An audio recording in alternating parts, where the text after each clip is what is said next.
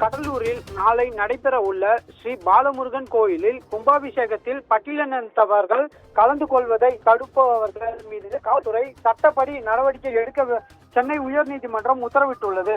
கடலூர் மாவட்டம் பன்ருட்டி அருகே உள்ள கரும்பூர் பஞ்சாயத்துக்கு உட்பட்ட பகுதியில் பட்டியலின மக்கள் அதிகம் வசித்து வருகிறார்கள். இப்பகுதியில் அனைத்து தரப்பினருக்கும் பொதுவான கோவிலான ஸ்ரீ பாலமுருகன் ஆலயம் உள்ளது.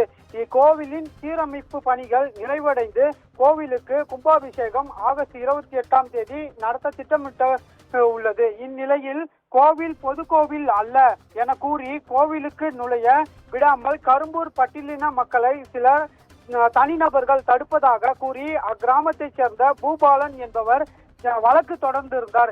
இந்த வழக்கு நீதிபதி ஆர் வெங்கடேசன் முன்பு விசாரணைக்கு வந்தது.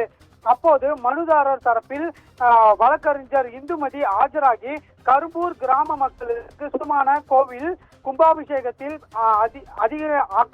அக்கிரமிப்பு பட்டியலின மக்கள் கலந்து கொள்ள உரிய பாதுகாப்பு ஏற்பாடுகள் செய்ய வேண்டும் என வாதம் வைத்தார்.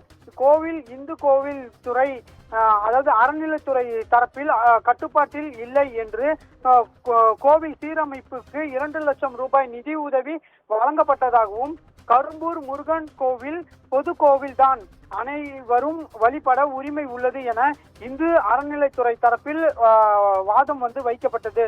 இந்த இரு வாதங்களையும் கேட்ட நீதிபதி எந்த சமூகத்தை சேர்ந்தவராக இருந்தாலும் அனைவரும் கோவிலுக்குள் நுழைய அனுமதி இருக்க வேண்டும், மேலும் அனைவரும் கடவுளிடம் தங்களது பிரார்த்தனைகளை வைக்க அனுமதிக்கப்பட வேண்டும் என தெரிவித்து நாளை நடைபெற உள்ள கரும்பூர் முருகன் கோவில் கும்பாபிஷேகத்தில் அனைத்து தரப்பினரும் பங்கேற்கலாம் என்றும் இதற்கு எவரேனும் இடையூறு செய்தால் காவல்துறை அவர்கள் மீது சட்டப்படி நடவடிக்கை எடுக்கலாம் என உத்தரவிட்டதோடு கோவில் கும்பாபிஷேகத்திற்கு காவல்துறை உரிய பாதுகாப்பு வழங்கவும் உத்தரவிட்டு வழக்கை முடித்து வைத்தார்.